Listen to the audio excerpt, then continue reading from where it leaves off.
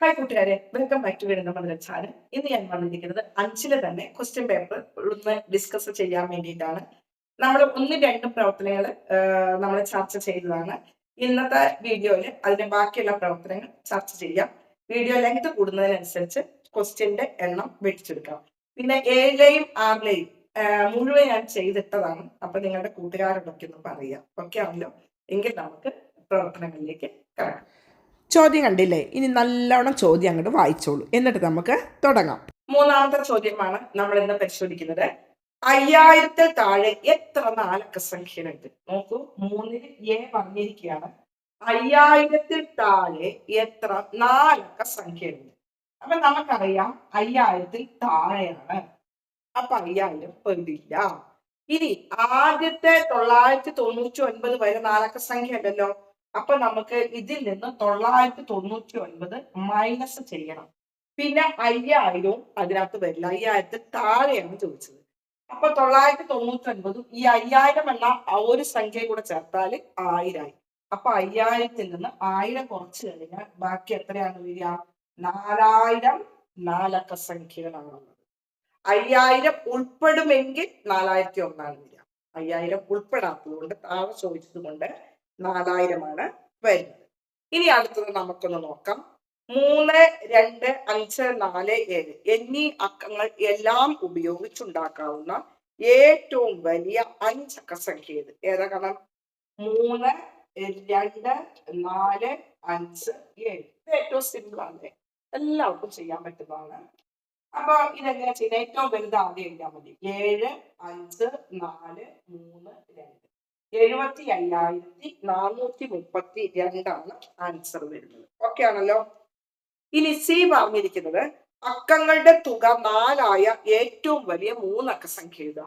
അപ്പൊ 3 digit numbers വേണം, പക്ഷെ അക്കങ്ങളുടെ തുക 4 പറ്റുള്ളൂ. 3 അക്ക സംഖ്യയുടെ തുക 4 വരണമെങ്കിൽ നമുക്കറിയാം 1 4 ആണ്. പിന്നെ 2 0 കൂടി ഇട്ട് കൊടുത്താൽ അതിന്റെ തുക 4 ആയിരിക്കും. 4 കൂട്ടണം 0 കൂട്ടണം 0 എത്രയാണ്? 4. അപ്പൊ ഏതാണ് വരുന്നത്? സി വരുന്നത് ഏറ്റവും വലിയ 3 അക്ക സംഖ്യയാണ് ചോദിച്ചത്. അപ്പൊ അതുകൊണ്ട് 400 ആണ് വരുന്നത്. 400 മുകളിലോട്ട് നിങ്ങൾ ഏതെടുത്താലും തുക 4 കൂടുതലാണ് വരുന്നത്. ഓക്കെ അല്ലേ? അടുത്തത് പറഞ്ഞിരിക്കുന്നത് 34,143. 34,143.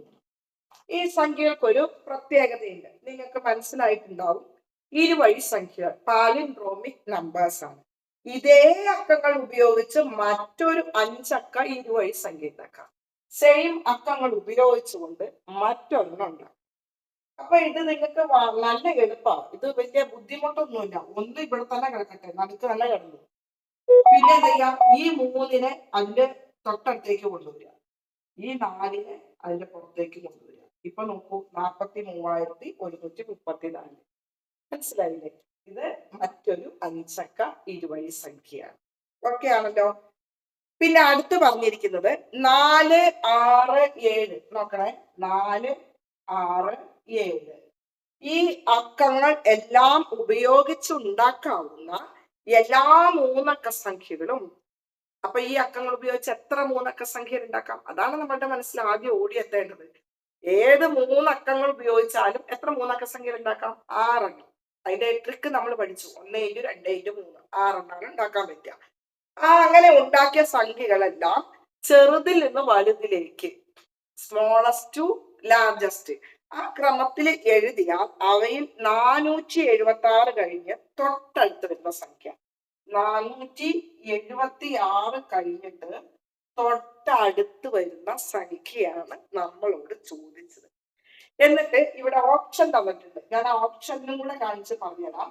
467, 674, 647, പിന്നെ വരുന്നത് 746. ഓപ്ഷൻ ക്യാൻസൽ ചെയ്യാം. 467 ഒരിക്കലും വരില്ല. അങ്ങനെ വന്നിട്ട് നമ്മളോട് പറഞ്ഞിരിക്കുന്നത് 476 കഴിഞ്ഞ് എഴുതാൻ പറ്റുന്ന സംഖ്യയാണ്. അപ്പൊ പിന്നെ ഇത് വരില്ല. ഇനി അടുത്തത് നോക്കൂ, ഈ 746 വരില്ല. മനസ്സിലായില്ലേ? അപ്പൊ ഈ 476 കഴിഞ്ഞ് തൊട്ടടുത്ത് എഴുതണം. പിന്നെയുള്ള സംഖ്യ 674, 647. അപ്പൊ 476 കഴിഞ്ഞാൽ പിന്നെ തൊട്ടടുത്ത് വരുന്ന ഏതാ വരിക? ഇതിൽ ചെറുതാണ് വരിക, 647 വരിക. ഇതാണ് അതിന്റെ ട്രിക്ക് എന്ന് പറയുന്നത്. ഇപ്പൊ 4, 6, 7 ഉപയോഗിച്ചിട്ട് ഏറ്റവും ചെറുതുണ്ടാക്കാവുന്നത് 467 ആണ്. പിന്നെ ഉണ്ടാക്കാവുന്നത് 476 ആണ്. പിന്നെ വരുന്നത് ഏതാണ്? 647 വരുന്നത്. പിന്നെയാണ് 674 വരുന്നത്. ഓക്കെ ആണല്ലോ. അപ്പൊ ഈ ട്രിക്ക് നമുക്ക് അറിഞ്ഞു കഴിഞ്ഞാല് വലിയ ബുദ്ധിമുട്ടൊന്നുമില്ല. ഓരോ ചോദ്യവും വായിച്ച് മനസ്സിലാക്കിയാൽ എന്ത് രസമാണെന്ന് അറിയാവോ? അതിൻ്റെ ആഴത്തിലേക്ക് ഇറങ്ങാൻ നമുക്ക് പെട്ടെന്ന് പറ്റുകയും ചെയ്യും. 4 2 ചോദ്യങ്ങളുണ്ട്, എയും ബിയും ഉണ്ട്. അതിൽ 4A ആണ് നമ്മൾ ആദ്യം പരിശോധിക്കുന്നത്. രണ്ട് സംഖ്യകളുടെ ഗുണനഫലം കണ്ടെത്തിയ രീതി നോക്കൂ. വിട്ടുപോയ ഭാഗം പൂരിപ്പിക്കുക. ഗുണനഫലം എത്ര? നമ്മൾ ചതുര ഗുണനം കുറെ ചെയ്തതാണ്, നിങ്ങൾക്ക് ഓർമ്മയുണ്ടാവുമായിരിക്കും.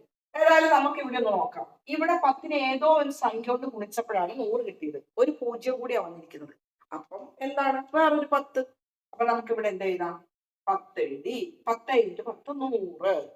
അപ്പൊ നമുക്ക് ഇവിടെ ഉള്ളത് എഴുതാനും. 10 × 6 എത്രയാണ് വരുന്നത്? 60 ആണ് വരിക. അപ്പൊ ഇത് രണ്ടും നമ്മൾ എഴുതി കഴിഞ്ഞു. ഓക്കെ ആണല്ലോ. അടുത്തത് ഇവിടെ തന്നിട്ടുണ്ട്, 18 തന്നിട്ടുള്ളത്.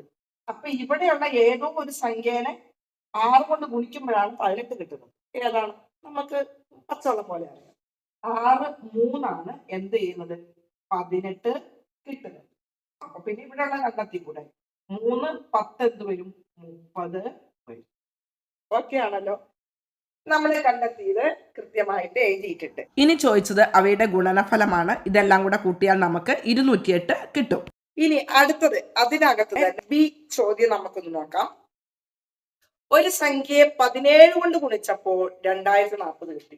ഏതോ ഒരു സംഖ്യ അതിനെ 17 കൊണ്ട് ഗുണിച്ചപ്പോൾ 2040 നമുക്ക് കിട്ടി. എന്നിട്ട് പറയുകയാണ് അതിനടുത്ത സംഖ്യയെ 17 കൊണ്ട് ഗുണിച്ചാൽ ഉത്തരം എത്ര കിട്ടും? അതായത് പിന്നെ അടുത്ത സംഖ്യ ഏതാണെന്ന് നമുക്കറിയില്ല. അതിനെ 17 കൊണ്ട് ഗുണിച്ചാൽ ഇവിടെ ഉത്തരം എത്ര കിട്ടും എന്നാണ് ചോദിച്ചത്. അപ്പൊ നമുക്കറിയാം ഇവിടെ അടുത്ത ഏത് സംഖ്യ ആയിക്കോട്ടെ നമുക്ക് പ്രശ്നമില്ല, തൊട്ടടുത്ത സംഖ്യ ആണല്ലോ. അപ്പൊ ഒരു 17 കൂടെ കൂടും. മനസ്സിലായില്ലേ? അപ്പൊ 2040 കൂടെ 17 കൂട്ടുക. 2040 10 2050. 2050 7 എത്രയാണ് വരിക? 2057 വരിക. അതായത് ഇവിടെ ഒന്ന് കൂടി എന്ന് പറയുമ്പോൾ ഒരു 17 കൂട്ടുന്നത്. ഓക്കെ ആണല്ലോ. അടുത്തത് സി ആണ്. സി നമുക്ക് നോക്കാം. ഇവിടെ 2 കോളം ഉണ്ട്. മുകളിൽ കൊടുത്ത ക്രിയകളെ ശരിയായി യോജിപ്പിച്ചത് ചുവടെ കൊടുത്തവയിൽ ഏതാണ്? അപ്പൊ ഈ 2 കോളങ്ങളിൽ ശരിയായി യോജിപ്പിച്ചത് താഴെ ഓപ്ഷൻ കൊടുത്തിട്ടുണ്ട്, അത് ഏതാണെന്നാണ് ചോദ്യം. അപ്പൊ ആദ്യം നമ്മൾ ഇതിന്റെ ആൻസർ ഒന്ന് കണ്ടെത്തണം. ഇതിന്റെ ആൻസർ കണ്ടെത്താൻ വളരെ ഈസിയാണ്. നമുക്ക് നോക്കാം. 21 ഗുണിക്കണം 8 ഇതിലേതാണ് വരിക എന്നാണ് ചോദ്യം. അപ്പൊ നമ്മൾ ചെയ്യേണ്ടത് 20 ഇവിടൊക്കെ 20 × 8 ആണ് എല്ലാത്തിലും ഉള്ളത് അല്ലെ? അപ്പൊ പിന്നെ ഒന്നാതായി. പിന്നെ 21 കിട്ടണമെങ്കിൽ നമുക്കറിയാം ഇവിടെയും 8 ഉണ്ട്, രണ്ട് വശത്തും 8 ഉണ്ട്. അപ്പൊ ഈ 20നോട് കൂടെ 1 കൂട്ടിയാലാണ് 21 കിട്ടുക. അപ്പൊ നോക്കൂ, 20 കൂട്ടണം 1 21 അപ്പൊ 21 ഗുണിക്കണം 8 എന്ന് പറയുന്നതാണ് 20 ഗുണിക്കണം 8 ബ്രാക്കറ്റിൽ ഇട്ടിട്ട് കൂട്ടണം 1 ഗുണിക്കണം 8. അപ്പൊ എയുടെ ആൻസർ ഏതാണ് വരിക? എ സമം 3 വരിക. അങ്ങനെയാണെങ്കിൽ അടുത്തത് എളുപ്പമാണല്ലോ. 24 അല്ലെ? അപ്പൊ 20നോട് കൂടെ എന്ത് കൂട്ടണം? 4 കൂട്ടണം. അപ്പൊ ഇതിൽ ഏതാണെന്ന് നോക്കാം. 20ഉം 4ഉം. അപ്പൊ ബിയുടെ ഓപ്ഷൻ ഏതാണ് വരിക? ബിയുടെ ആൻസർ വരുന്നത് 4. ഇനി സി വന്നത് 26. 20ഉം 6ഉം വരുന്നത്. അപ്പൊ ഇവിടെ നോക്കുക, 20ഉം ഇവിടെ 6 വന്നു. അപ്പൊ ഏതാണ് വരുന്നത്? സി സമം 2. ഇനി അടുത്തത് ബാക്കി ഡി ആണ്, ചെയ്യേണ്ട ആവശ്യമില്ല. പക്ഷെ എങ്കിലും നമുക്ക് നോക്കാൻ. ഇവിടെ 29 20ഉം 9ഉം വരുന്നു. അപ്പൊ ഇവിടെ നമുക്ക് കിട്ടിയത് 20 ഇവിടെ ഉണ്ട്, ഇവിടെ 9 ഉണ്ട്. 29 × 8 അല്ലെ? അപ്പൊ ഏതാണ് വരുന്നത്? 1 വരുന്നത്. ഇനി ഓപ്ഷനിലേക്ക് നോക്കാം. അപ്പൊ ആദ്യത്തെ ഓപ്ഷൻ എ എടുത്തു. എ സമം 3. എ സമം 3. ഇനി അടുത്ത ബി സമം 4. അതും ആണ്. അടുത്തത് സി സമം 1. സി സമം 1 അല്ല. അപ്പൊ അത് തെറ്റി, അത് തെറ്റി കളഞ്ഞു. ഇനി അടുത്ത ബി എടുക്കാം. എ സമം 3 അത് കറക്റ്റ് ആണ്. ബി സമം 2 അപ്പൊ അതുമല്ല, അത് നമ്മൾ വെട്ടിയെടുക്കണം. ഇനി അടുത്ത സി എടുക്കാം. എ സമം 3 കറക്റ്റ് ആണ്. ബി സമം 4 അത് കറക്റ്റ്. സി സമം 2 അത് കറക്റ്റ്. ഡി സമം 1 അത് കറക്റ്റ്. അപ്പൊ നമുക്ക് ആൻസർ കിട്ടി അല്ലേ? ഏതാണ് വരുന്നത്? ഓപ്ഷൻ സി ആണ് വരുന്നത്. അപ്പൊ നമ്മൾ എന്ത് ചെയ്യാം? ഓപ്ഷൻ സി എന്ന് എഴുതാം.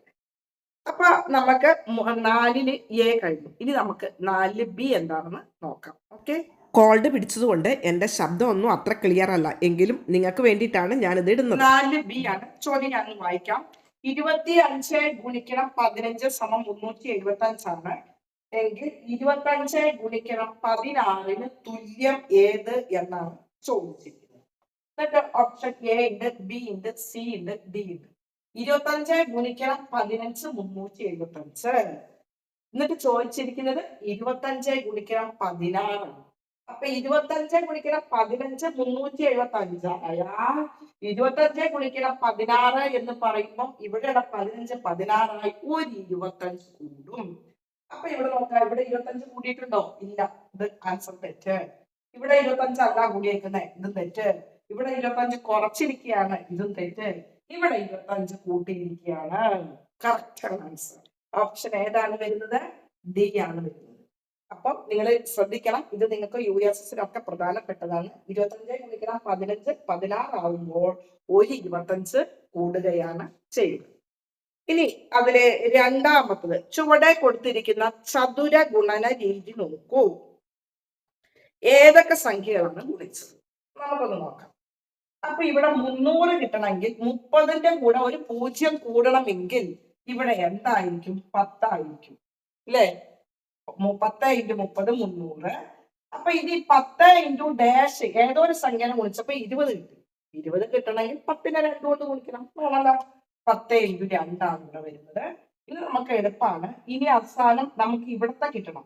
ഇവിടത്തെ കിട്ടണമെങ്കിൽ ഇവിടേക്ക് നോക്കാം. 2നെ ഏതോ ഒരു സംഖ്യ കൊണ്ട് ഗുണിച്ചപ്പോ 6 കിട്ടി.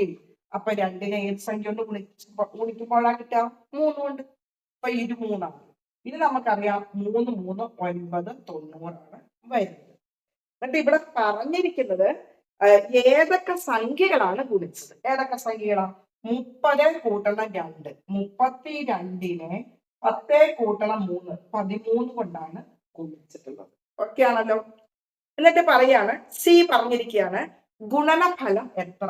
സി അതിന്റെ ഗുണനഫലം എത്ര എന്നാണ് ചോദിച്ചത്. 300ഉം 20ഉം കൂടെ കൂട്ടിയാല് 320 കിട്ടും. 90ഉം 6ഉം കൂടെ കൂട്ടിയാല് 96 കിട്ടും. ഇനി 320ഉം 96, 320ഉം 90ഉം കൂട്ടിയാൽ 410.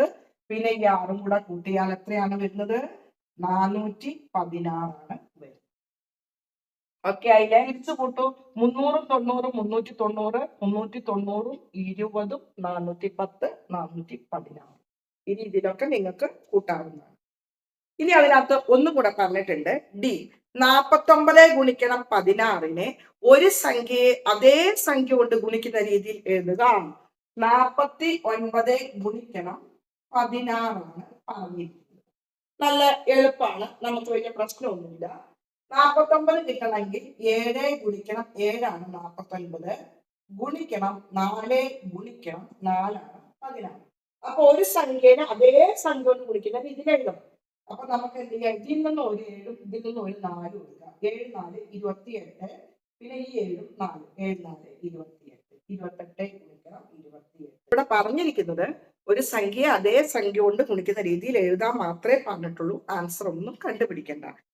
പകുതി പണിയുള്ളൂ, നമുക്ക് വലിയ പ്രശ്നമൊന്നുമില്ല. ഇത് കൂട്ടുകാർക്ക് മനസ്സിലായില്ലേ? നമ്മൾ ഇതിനകത്ത് 3 പ്രവർത്തനങ്ങളാണ് ഡിസ്കസ് ചെയ്യുന്നത്. 3 നിങ്ങൾക്ക് മനസ്സിലായിട്ടുണ്ടെന്ന് കരുതുന്നു.